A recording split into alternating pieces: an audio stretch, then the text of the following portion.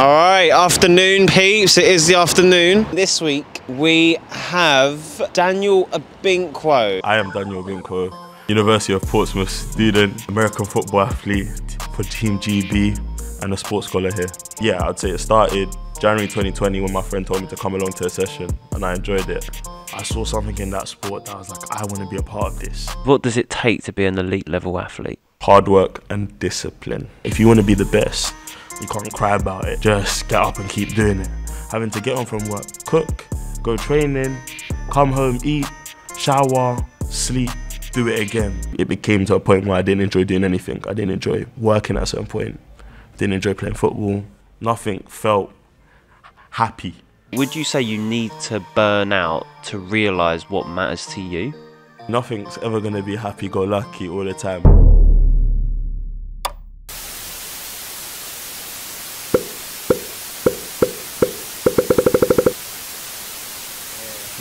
It's real.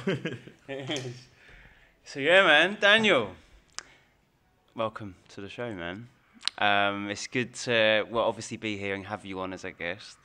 And yeah, man, I'm excited. So what we do on this show is, I don't like to introduce you. I like you to introduce yourself, because I feel that gives you your true self. So, in a nutshell, who is Daniel Obinkwo?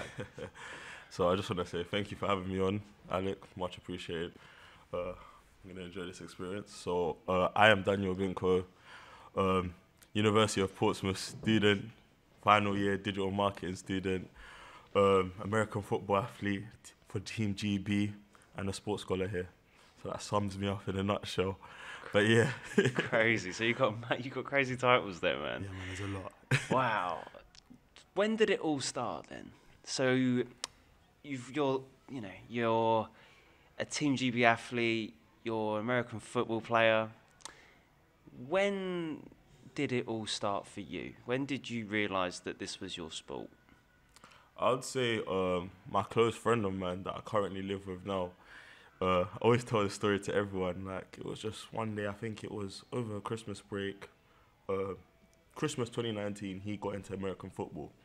So come around January time, January 2020, he was thinking of joining a local team. And I didn't know they played American football here, and he was urging me to come along with him because he didn't want to go by himself. And I was just like, you know, I'd come along, try it out. Went to the taster session, and I kid you not, was the best thing I've ever done in my life. I'd enjoyed it, and I was like, you know what, I think this is a sport for me, sort of thing. My family, my uncle, my parents, my auntie, my mum, they've always told me to play something physical, that matched my skill set, but I was too stuck on the football wave. I want the best footballer, but I always thought in my head I was going to get there. I sort of had that drive, and I feel like that drive has helped me get to where I am now. But yeah, I'd say it started January 2020 when my friend told me to come along to a session, and I enjoyed it. Wow, so before then you didn't even play the sport? No, not at all. Wow, so let's take us back then. Yeah. Growing up, you said you was a football star, but where's growing up for you? What area are you from then? So I'm from North London. Nice. I say usually around that Finsbury Park, but it's more specifically Manor House. Okay. Manor House, North London. Yeah. How was that growing up then? Was it competitive? Was it? How was it growing up in North London? I'm a South Londoner. So. I say it's tough. It's tough because you've got some good parts of North and some sort of rough parts of North. It's tough growing up, but like I was always around good people. And that sort of pushed me on. I went to school in Haringey, so around South Tottenham, growing up. And then my secondary school, I went to school in Islington, around like Archway, Highgate Way. Oh, right. So like, how was school for you then? So did you like school? School is an interesting one for me. I liked school, I loved it, but I was a bit of a naughty one. Not necessarily a bad kid, but more like silly, talk too much. And I feel like I struggled to get the most out of it in my secondary school years.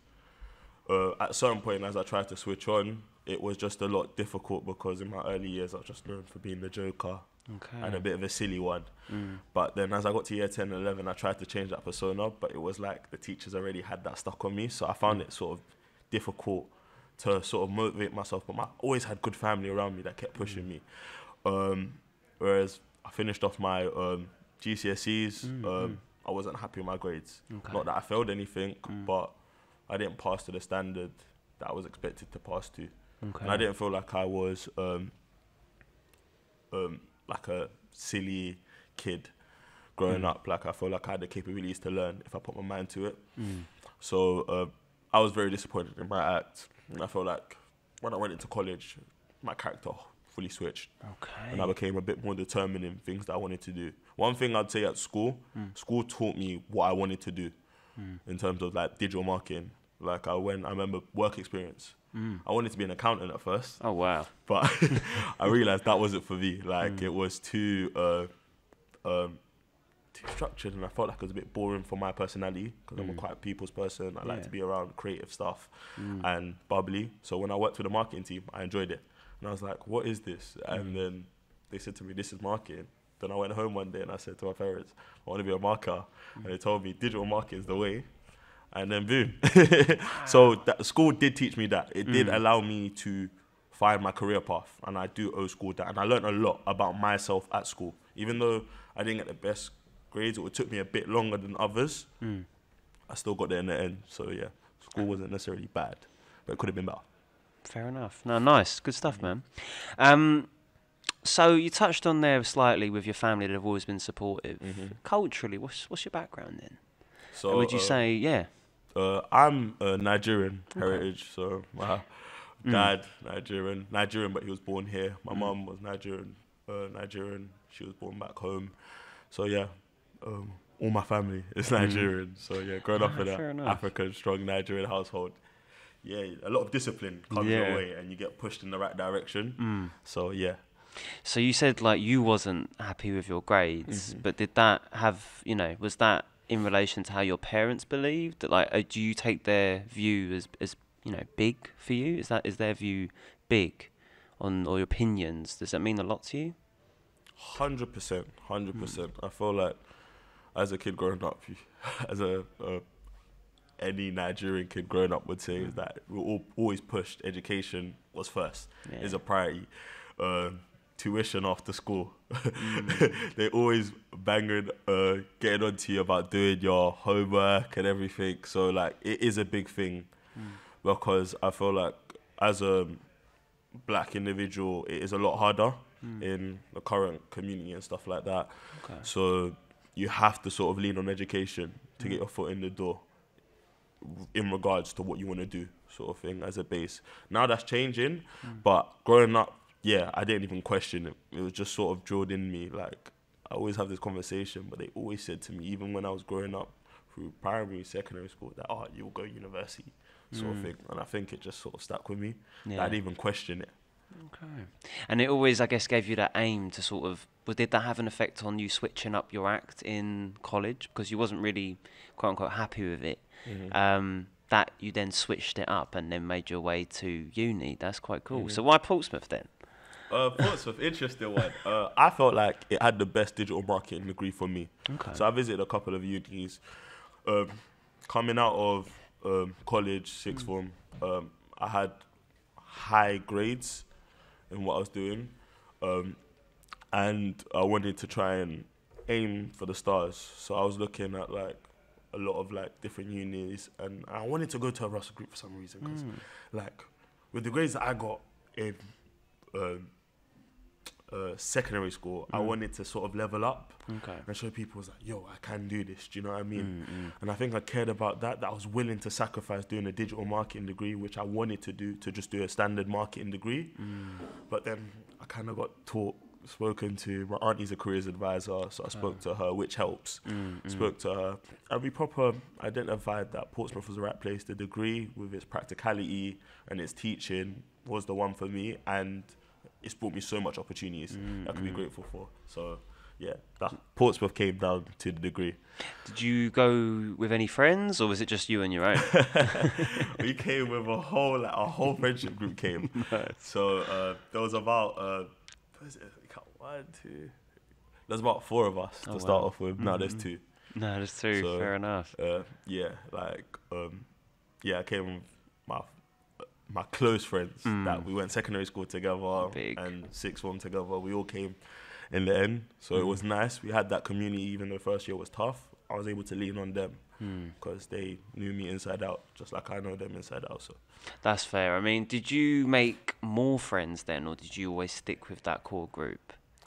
I feel like coming into uni in COVID, that's a topic itself, Yeah. was difficult because when I got here in 2020, I hadn't really socialised in the group chats before, and I felt like for that year, socialising in the group chats was needed because when you come, I came as well on the last day of moving in, so people already had their cliques and their friendship circles, and I was just struggling to go out and just meet people, and I really was not liking my time here in first year. I just used to do uni, and when it was time to go home, when the second wave came, I just went home and stayed home for a long time, just did uni. Wow, no, that happened to a lot of people. I remember that. Did you stay in halls or was you in housing? I stayed in halls. Oh, that must have. Yeah, it must have been a bit. Was it a bit better or? It was better. Like, you know, halls made me a lot more independent. I like living by myself. I like cooking. I started to experiment with different ideas with cooking. I never used to cook at home. So when I came uni, like people were like, "Oh, he's gonna struggle," and I was like, "No, I'll show you," sort of thing. And then I used to whip up the maddest meals and stuff like that. So it was great. It was great. Yeah. Like I enjoyed it. I did enjoy halls in my first year, even though like my experience it struggled. It did get better towards the end because I started. Me and one of my other friends, we started to put ourselves out there and just be a bit more bold in terms of speaking to people and knowing people. And we were able to make a few friends. Okay, amazing, man. Amazing. So, sport, you obviously play at a really high level. Take me back then. Have you always played at a high level in every sport that you've done, or has it always just been sort of like a little pastime? So, not really. I've sort of just played at sort of school level, so football, primary school, played at school level. Then I played amateur level, just like Sunday league, up until I was about, and midweek leagues, up until I was about 15, in terms of football. And then I started trying different stuff. Okay. That's when I became a bit experimental. Talk me through it. Yeah. I started playing handball. Okay. Around like year 10 times, so I was part of the handball team. Started doing badminton. Which was interesting, but I really enjoyed badminton, so played for the school team as well in year 11. And yeah, those were the sports I started trying. I started trying different multi-sports, just trying to see what was my interest. What was a bit of you? But I never really got past like a high performance level in it. So I either played at school level or around like Sunday league, midweek sort of level. Okay. Would you say you've always been drawn to team sports or what do they call them? Independent sports? Independent sports. Me, I like team sports. I feel like I like working with somebody that I've got chemistry with, and being able to do it together, get over a hurdle. I don't know, it means something more. Whereas like individual sports are still good because it tests more your mental, which I think is great. To see if you could break or you could crack. That's why I'd always be interested to try a boxing bout or something as like a little charity event or something, because it's all about discipline, and I like that. I do like that aspect, but I think I am more of a team sport guy. I like working collaboratively with people to get a result. It feels so much better. You can see the passion in the team. It's like last year when we when we won the South to get promoted to the Premiership for the American football team at the uni. You could see the passion when we scored that touchdown and when the final whistle went. Like people in tears, but like it felt good to do it with your brothers, your team. Do you know what I mean? And like those are the feelings you can't get all the time. Yeah. So it is great. Oh, amazing. Like no, fair enough. I mean, okay, so you're working at this high level now, and then you said that it was just a mate that asked you to come along to American football. I still can't believe that. So you went along to this first session, you fell in love with it. Then what? What happened then? Did you think, I want to go pro on this? This is going to be my full-time thing or my main focus? Or talk me through that. So you went to the first session, and then what? Yeah, COVID happened. Okay, yeah. COVID happened. So we're all at home. Then I started watching a documentary on Netflix called Last Chance Youth, as some people might be aware. And I don't know, I saw something in that sport that I was like, I want to be a part of this. Okay. And at this point, I'd had my offer from Portsmouth, and it was my firm. So I started to do a little digging around Bucks, which is the university association within the UK for uni sport. Okay. And to see if they've got an American Football League. I found that they do, which has 3 divisions, and Portsmouth was historically is quite a good team and has been around the Division 1 and Premiership regions, and they were just coming off the back of an 8-0 season. As I was seeing through their Instagram, and I was like, okay, so the uni I'm going to has a good American football team. So I was like, you know what, this might be a shout, but at the same time, I was thinking about giving rugby a shot. Okay. So I'm still watching football. By the way, I get mad in the meantime as well, so I'm playing games, so I'm staying engraved in it.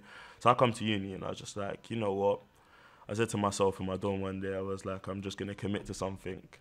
Let me commit to this sport and see where it takes me. So I remember I was walking after I got my ID card with my friend, the one that brought me along. We both were walking, and then the American football guys around Guildhall come up to us, and we said that we're already going. And they were like, yeah, great. Spoke to the head coach, and from there the rest was history. Really, I sort of just locked in. Like, I even remember speaking to one of my other mates the other day that came here, and then when he said to me, he's like, I can't believe you stuck with it, and I'm proud of you. Because when you first told me you were doing it, I just thought it was going to be another one of these Daniel moments of you trying a different sport and then figuring out it might not be for you, sort of thing. But I didn't have that outtake with it. I don't know. I kind of locked in from the day one. Wow. I mean, in in another universe, would you have gone, if you had gone to rugby team, do you think you'd have carried on with that? I don't know. I think I would, because I think I came into uni with a determined mindset.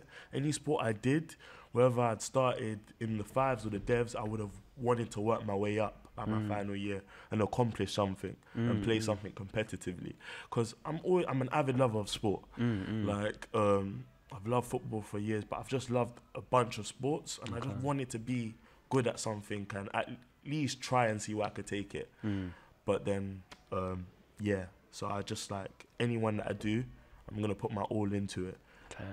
Fair. I mean, so what was that transition like? Because obviously you started playing American football. Did you ever used to work out? Did you work out a lot beforehand? So I used to go to the gym. Okay. I was a bit of a social gym guy. That's the way I describe it. So, like, a bunch of us used to have a membership. We used to go, but it felt like a bit of a social after school. Like, I'd do my workout, but long rest time, you're not really getting the best games, you're not eating the best food. Yeah. Whereas I started American football, my first season, I was training very intensely, twice a week, but I wasn't really doing the gym stuff. Because I didn't feel confident going to the gym with myself, because I didn't know what to do. Yeah. And I was scared that I'd be doing movements wrong and nobody would say anything to me. That's fair. Which is fair, and I just didn't want to be that guy in the gym. I was like, I'd rather go with someone that knows what they're doing and just follow what they're doing. I just never liked being in the gym with myself, so I used to try and avoid it. Even when, like, there'd be times where people would drop out and I'd be the only one going, I wouldn't stay in the gym for too long. Okay. Because I just don't know. I just didn't like it. But yeah, I'd say after my first year, I realised that if I want to take this sport far, I now need to get in the gym. So I started going gym a bit more by myself. I had to push myself out my comfort zone in second year. Because at this point, I wasn't on scholarship, a sports scholarship here. There was still no support for me, barring my Bucks membership. So I was just, if everything I had to do at my own will, take it about. And I was like, you know what, you just have to lock in. Like, it was a lot of ups and downs. I wasn't consistent all the time. I tried to be. And I feel like it did help me. It did help me that year. So how many times would you say you was training a week? So twice a week. The uni team, we train twice a week, Tuesday, Friday at that point, and we'd have a 2-hour session on Thursday evening to watch film analysis and review team analysis. And in between that, I'd try and go gym 3 times a week. Sometimes it'd be 3, sometimes it'd be 1, sometimes it'd be 2, realistically, because I wasn't as disciplined yet, but I'd make the effort to at least go once a week. So this was like second year times? Yeah. Interesting. And then, so was the scholarship always in your back of your mind? Was you always like laser focused on that? Or was that just, oh yeah, you've been doing great, here's a scholarship, we want you to do more? How did that come about? So I think it was after my first year of playing. So after I played my uni year, which we didn't play no games that year, we just trained. I said I'm going to go to my local team again, now that COVID, everything's opened up. So there wasn't a league going on that year, but there was a lot of friendlies. So I joined the team and I played the whole season with them. And I learned so much and it made me a better football player fundamentally. Wow. And I owe that to my coach, Coach Jason. Like, he helped me a lot in that year. I don't think he understands how much he did help me understand the game. And then when I came back for my second year at the start, I sort of had that goal in mind where, you know, let me see where I can take it. Because I started seeing people on that team go places, to the NFL Academy, go to other unis, big unis, and play football. And I was like, you know what, I'm at a decent uni. Let me actually start pushing and trying to knock on doors. So I sort of set up a goal. I wrote a plan for myself where I want to be year by year. Wow. And that was just like, I'm going to achieve this. Let's just work on it bit by bit, small steps. 1% better every day. That's the mantra I went off. And I think it really sunk in when one of my teammates, who was a sports scholar already at the uni, Tanky, must have said to me, he was like, you could be really good, you know. He was like, he gave me the belief in one of our first sessions back. And I don't know, that meant so much to me. And I think that's when the plan was fully activated. And I just switched on. So it's your mates that gave you that extra push. That's cool, man. That is cool. I mean, you said there you had a yearly plan. Was that like cut down into weeks, months, days? How was that chopped up? Or did you just have this year, I'm going to achieve that? Doesn't matter how, whatever means, by any means necessary. Yeah, so it was like a yearly basis. So I went based off the academic year and the in-season year. So my first year was to get in the all-star team, the North versus South University game. So the best players within the universities across the country get into the South team for that and play in that game. Okay. And being in that team, you'd be in the GB student squad. Okay. So that was my aim, I think, to get into at least the student squad, the GB student squad. Well, what's the GB student squad then? So like you've obviously got the normal squad, but how do they differentiate? It was like a sort of under 24 sort of setup, but that's now gone. Okay. On the system. Right. So that year was supposed to be in effect, but no other programs or other countries wanted to adopt a student team. So that process is sort of gone right now. But it was like an under 24s team, because to apply for GB students or to apply for the All-Star game, you had to be, I think it was 24 and under. I might be wrong. It might be 25, but you had to be a certain age barrier. So it was like you'd have the men's senior team and the students one full of uni students that are under 25, and then you'd have the under 19. So it was a bit like a bridge the gap from the under 19s if you've gone to uni, and a lot of guys that have started playing at uni that might have the potential to get into the men's squad. I see. Yeah. So it's like I get it. So it's cool. You're in the Team GB. You're playing for the uni. You're doing uni as well. Yeah. How are you fitting this all in? Like, what did anything take a hit? Did anything? Because obviously you're playing at a high level. You're working at a high level as well. Did anything take a hit, or are you quite disciplined? Because you say you're not disciplined, but you're disciplined to be able to pull this off. So, like, how, or did anything take a hit? There was a lot of ups and downs. Yeah. I'll tell you that even now, there is still a lot of ups and downs. I think it's, after that happened, opportunities started opening up. And I got the sports scholarship. And that, I think, helped organise my life a lot more. So, and I think going on placement actually helped me. So going on placement into uni, my third year, that was the start of my sports scholarship year. But I think coming out of uni, getting experience in the industry whilst playing my sport, I was able to just focus on two things. But at the same time, sometimes I did have a bit of issues, like being able to like train sometimes with the coaches. I'd have to like wake up earlier to train. So sometimes we'll hear 7:30 training, 8 o'clock, then I'd go to work for a 9 to 5. And I found that very hard. The time management of having to get on from work, cook, go training, come home, eat, shower, sleep, do it again. That was difficult. And you could see that it did take a bit of a hit on me at one point in my third year. I kind of went through it a bit mentally because I think I sort of burned out. I just crashed out. And I sort of just wasn't really enjoying anything that I was sort of doing. And it was tough. It was tough because I felt like it was hard to speak to certain people, but there were people there, but I just couldn't bring it to myself to talk. Sort of thing. So I just tried to just get on with it. I was just like, I saw it as a thing where it's like, if you want to be the best, you can't cry about it, sort of thing. Just get up and keep doing it. And there's people to speak to. That's not the option. But yeah, it was a struggle at times. It became to a point where I didn't enjoy doing anything. I didn't enjoy working at a certain point. Didn't enjoy playing football. Nothing felt happy because I just crashed out. Because it was hard to manage. Well, no, big up for sharing that. I mean, so that sounds like that was at the top of the hill. How did you get back over that hill? Because obviously you seem settled now. You seem like you're on the track now. What was the turning point? I'd say I turned to God, spoke to my family, and I had good friends around me. And those 3 factors got me through. I sort of just locked in. And yeah, that got me through. That was just a blip. And I got over it. I did get over it. So God, family, friends, all got me through that. Big. And I'm grateful for that. Would you say that you need to burn out? I'm not glorifying the grind here by any means, but would you say you need to burn out to realise what matters to you? Oh, that's a good question. To an extent, I understand. It's part of the process. I think it's discipline. It builds strength.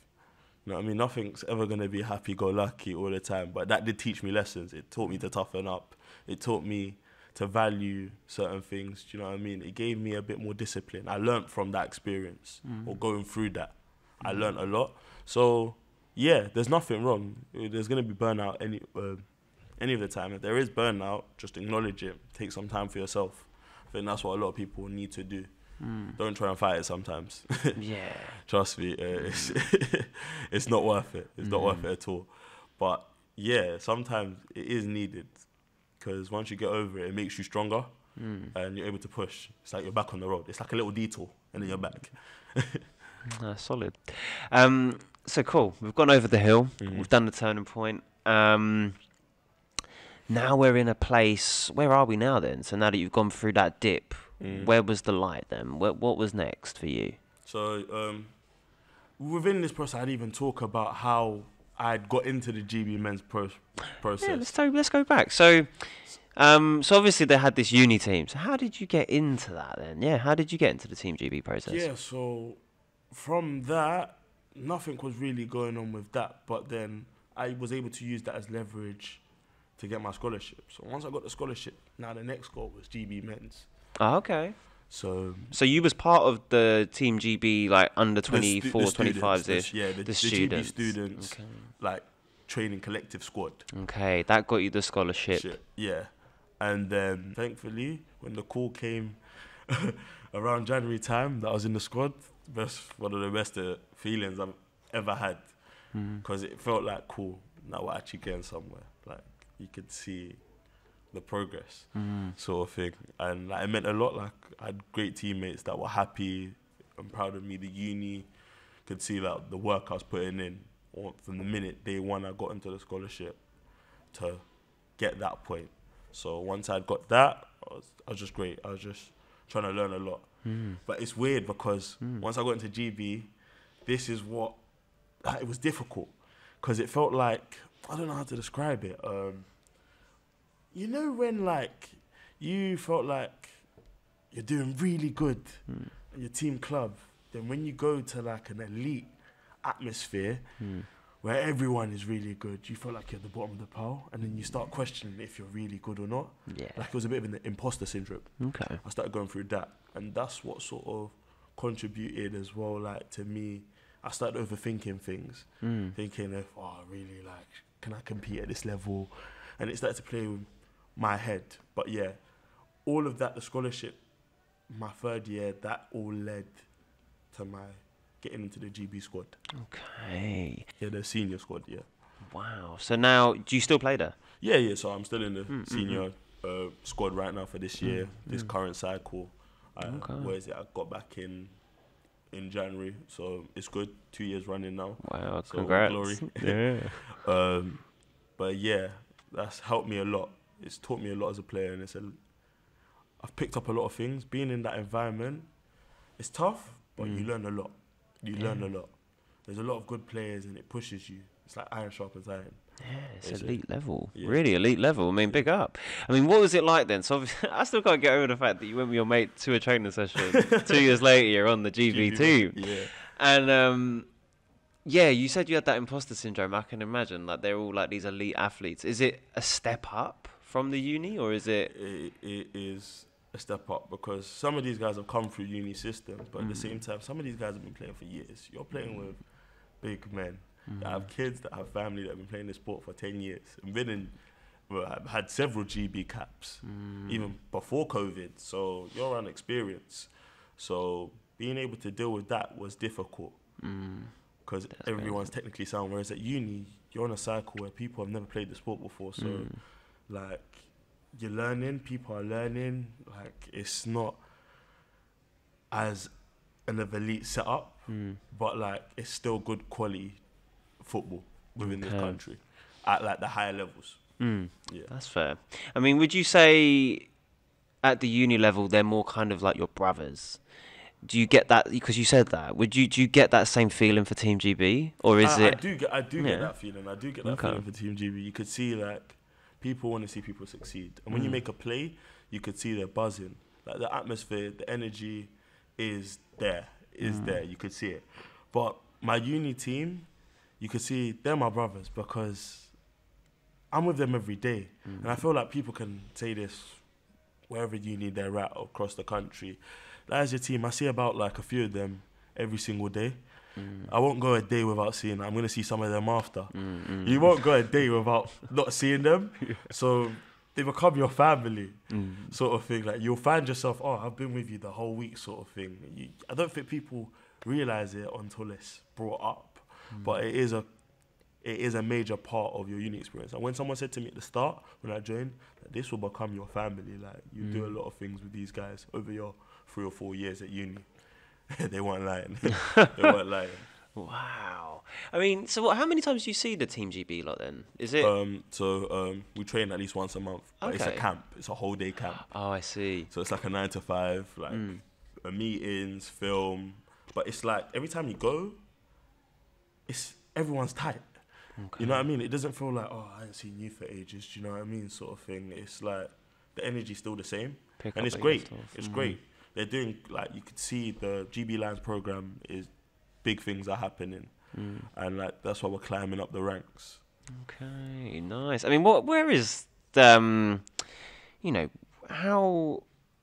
good are Team GB in comparison to the other teams? So last year, we won against France and Denmark. Big up. So our 2 games in the European Championships, which allowed us to finish 5th overall. So we are the 5th best team in Europe currently. Nice. And this year we're playing Sweden, who haven't finished outside of the top 4 in many years, and Germany, who essentially on their day are a known presence within European American football, with the GFL league being one of the biggest leagues in them having countless European League of football teams. Like, Germany is big for football. Some people could argue that it could be bigger than the UK. It could be the biggest out of the European sections. But yeah, that's a topic in itself. But yeah, it is a big team. So there's a lot of big games this year. But I feel like we're working and we're going to be up for the test. Okay. And it's going to be 2 good fixtures. Yeah. Big up. I mean, that kind of... Yeah, so how... American football in the UK, obviously football, soccer is the main sport, football, for everyone who's listening. That's how it should be said. But football is the biggest sport. So how have you found among your circles talking about American football? Is it like as big? Have you found a crowd outside of your uni crowd? Can you talk about it with your friends who you come up with? How is that for you? Or are you still like, this is me and my sport, and you do your thing, I do mine? How is it in your social circles that you grew up with? It started off like that. It's very niche. It still is niche, but it's growing rapidly within the last few years. Like the other day, what is it? Flag football had entered the Olympics, and that's big for the football scene across the world. And even to Americans, that's big. But like, it was going to be in the LA 2028 Olympics, which is great. More people are getting involved within their country. Sport England are starting to buy into it. And the NFL Academy is allowing boundaries to be broken because guys from Europe and all over the world that are not Americans are being able to get Division 1 college offers and go and compete and put them on a platform to go and play in the States and play in the NFL. So there's a lot of pathways that open up. More guys are going to Europe. A lot of people's friends, a lot more people are playing it.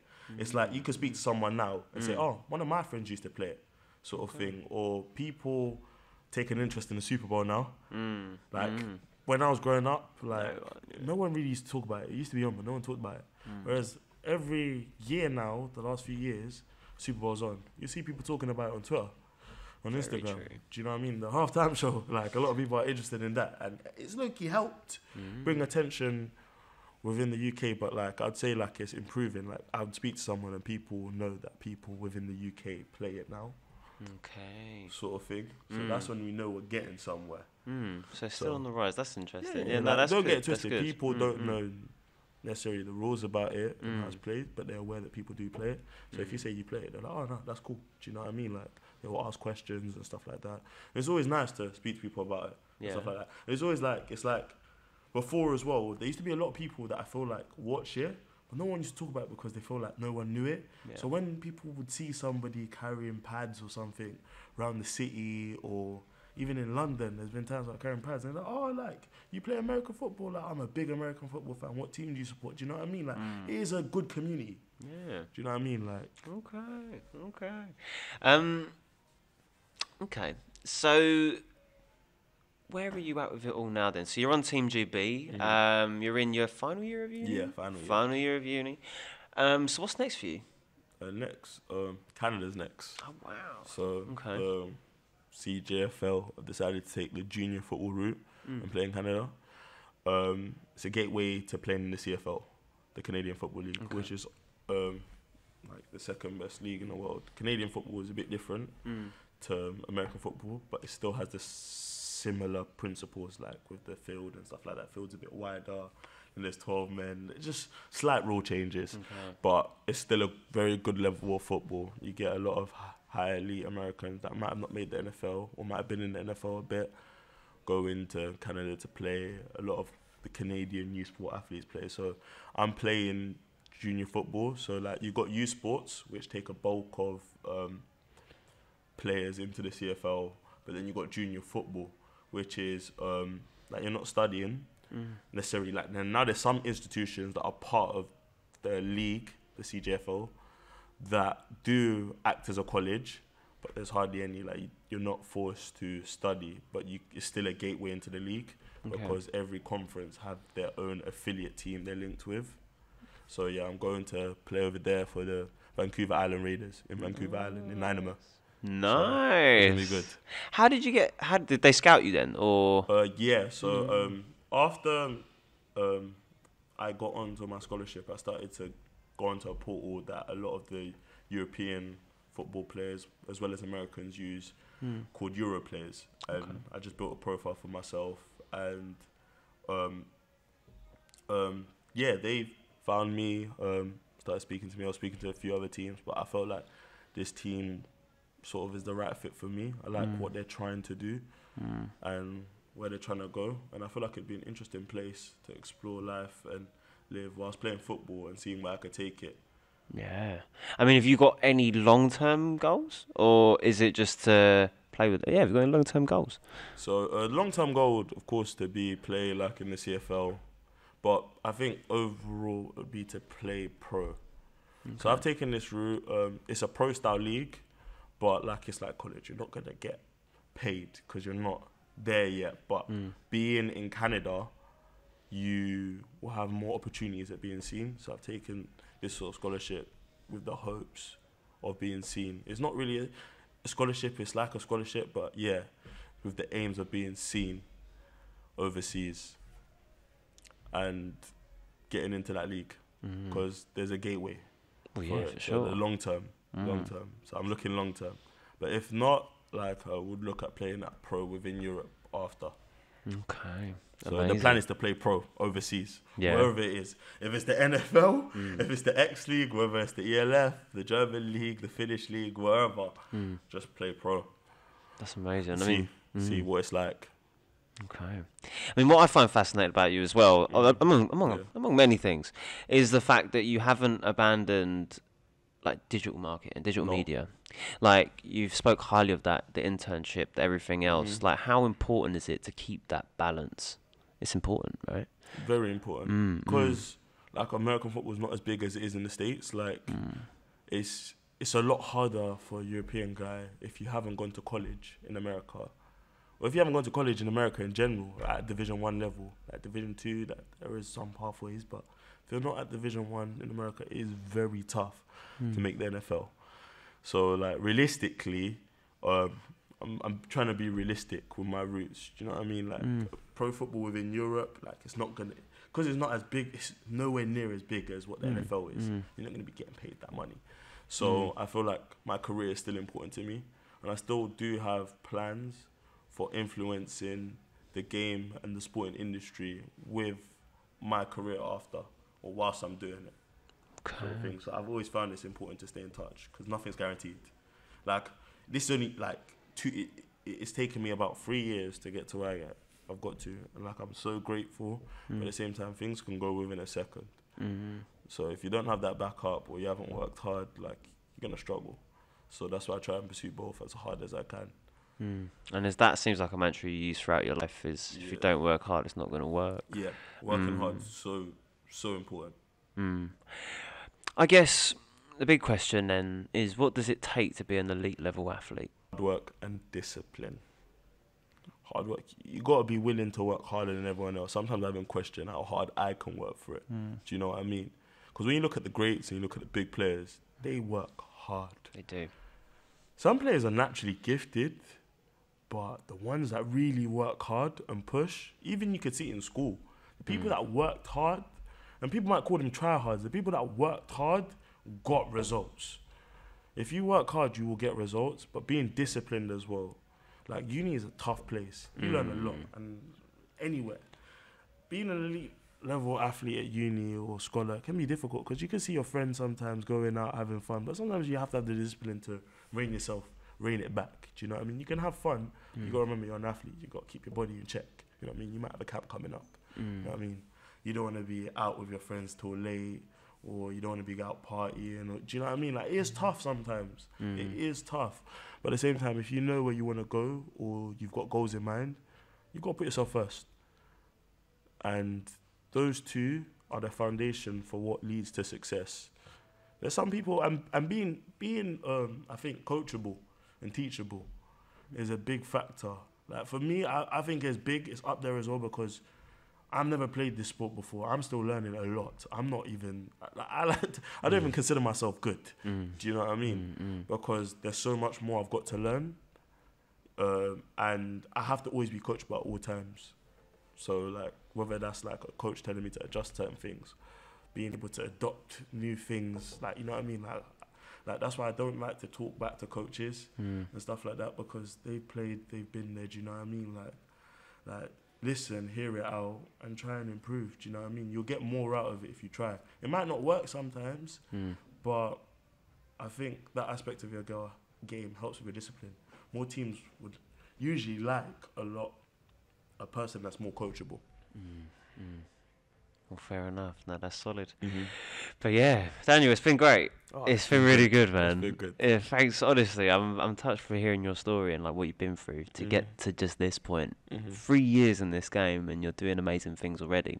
I'm excited to see where it ends up, man. But yeah, what I'll do then is thank you for telling me your story, man. And so where can we find you? Appreciate it. How can we get in touch? How can we find you? So my Instagram handle is Daniel Obinkwo. TikTok handle is Daniel Obinkwo. Soon we'll be doing TikToks a bit more about my journey and stuff like that whilst I'm out in Canada. And yeah, that's it. Nice. That's it. Well, and yeah, then, man. LinkedIn as well, Daniel Obinkwo, if you want to know a bit more about me or connect with me about other stuff. Yeah. That's Solid, man. All right, well, thank you. Appreciate it. And yeah, man, legend. I look forward to hearing it, man. Thank you, honestly. Thanks for having me on. Appreciate it. Pleasure. Lovely, man. Nice one.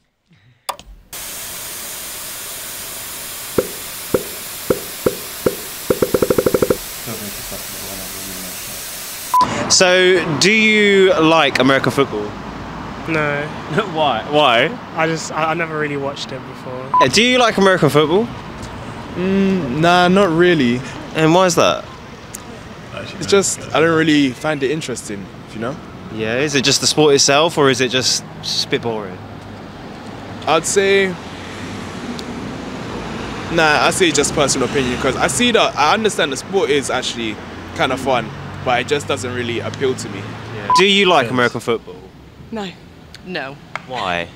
Because it's not British football. Don't care. Yeah, it's just not. It's not British football. Call it rugby or something, and then I might watch Yeah, it. maybe, But that's a good. Yeah. absolutely not. Do you like American football? I tolerate it. I don't mind it. And why? I feel like I don't know. It's like I understand people's reasons. Everyone's entitled to their opinion, and like it's just the reason I always hear is I don't know what's going on. Like, do you know what I mean? Like, it's like I don't know. Like, if someone was to sort of explain to them what's going on, and maybe if they were to watch a game or a little segment, it might be a bit different. Do you know what I mean? No one ever gives it a chance. That's what I gather from it. Yeah, I agree. And I feel like people already have an assumption of the sport because a lot of people might not like it. Do you know what I mean? Okay. As a Brit, you're gonna get that a lot often because it's like people don't like the fact that it's not British sport. It's like rugby. Do you know what I mean? We're coming out those times, but like we still do get a lot of that. Do you know what I mean? So like I'm not surprised to hear that. Yeah. But it's just I don't know. Maybe it's because I've seen it in a different light, or or at least want more people to just be open to at least trying to just understand the sport. Do you know what I mean? And shutting it off before they even try to understand. Giving it a chance. Do you know what I mean? Okay. The sportsman, like the entertainment value behind it, feels more like a TV show than like an actual sport. You know what? Rugby seems a lot more grounded. He's got a reasoning. Do you know what I mean? Yeah. He's got a reasoning. Like sometimes I'll be real. Sometimes watching an NFL game throughout can be long. Can be long because of the entertainment aspect of it. Like when you watch the Super Bowl, the amount of adverts, it is very, very slow. But because I've played the game before, I could sort of discipline myself to sit down through it. Whereas if you haven't played it before and you've come along to watch it for the first time, I do understand you saying that. Do you know what I mean? Like it is a bit of a valid reason. I feel like something that maybe the NFL should take into consideration with the sport in terms of making it a bit quicker. Like rugby seems a lot more grounded. American football seems more just like Americanized, just bright colours, big lights, and cheerleaders.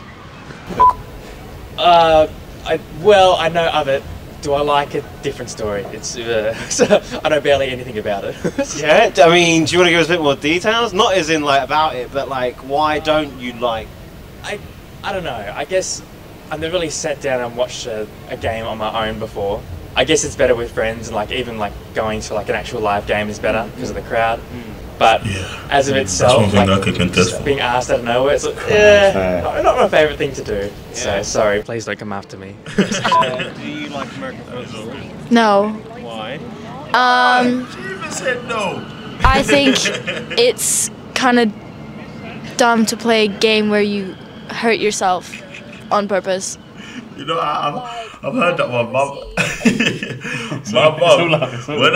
When I first started, my mum was like, my mum's never liked the sport because she's like, she don't like the contact. She was like, why are you doing this? And I was like, it's fun. Do you know what I mean? Like my mum doesn't even get behind rugby because she just don't like the contact sort of thing. She was like, you guys are just injuring yourself for no reason sort of thing. So I've heard that aspect before, but at the same time, you don't really understand when you play. Do you know what I mean? Like how fun. Do you know what I mean? The thrill. Yeah. You know what I mean? Have you ever seen a rugby game where there's not someone who's been taken away, like on a stretcher? I swear I've never seen a game like that. And I just don't see why you would put yourself in danger like that. But, you know, to each their own. So any thoughts? Any final thoughts? Yeah, any closing thoughts on that? I think it's good to see people's perspectives. Do you know what I mean? I was expecting a bit more people to probably be like, yeah, like I'm becoming more open to it. But like having seen that, I was like, oh, like, there is still a community of people that like just are not a fan of it. Like I understand people's reasonings. Do you know what I mean? But some reasonings, it's like some people have just never watched it. Do you know what I mean? Like so to have such a strong opinion against it, like. I don't know, maybe it's hurtful to me because I play the sport, but at the same time, it's just like, at least give it a shot. Do you know what I mean? I'd respect if you give it a shot and said you don't like it. Like the guy said the entertainment factor.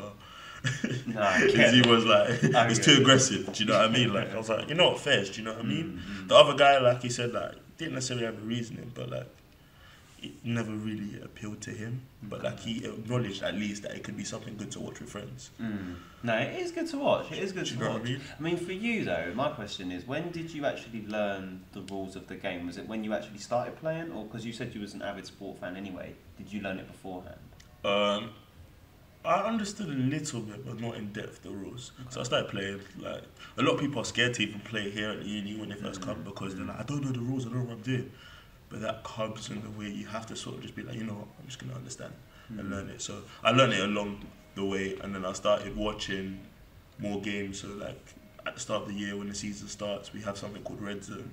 Okay. Red Zone's a better way as well, I'd say, to watch football. What's because the NFL has something called Red Zone. It's like, you know how football might have Soccer Saturday on Sky Sports, but like you're actually seeing the plays, and it's like there's no breaks. It's just like it moves from game to game based off different plays and big plays that are happening, and that's a good way. A lot of people stay engaged watching that rather than watching just the whole game. Where there's breaks and stuff like that. Do you know what I mean? Like you catch a lot of people actually stay for a whole game of a Red Zone where it's covering about 6 games all within the whole span.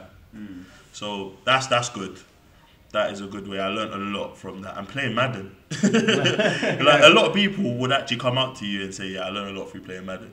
Okay. So those are the 3 ways I learned. I just sort of, at first I didn't know the rules, but I just trusted my coaches, watched Red Zone, understood the game, do you know what I mean? Asked questions to the senior players and played a bit of Madden.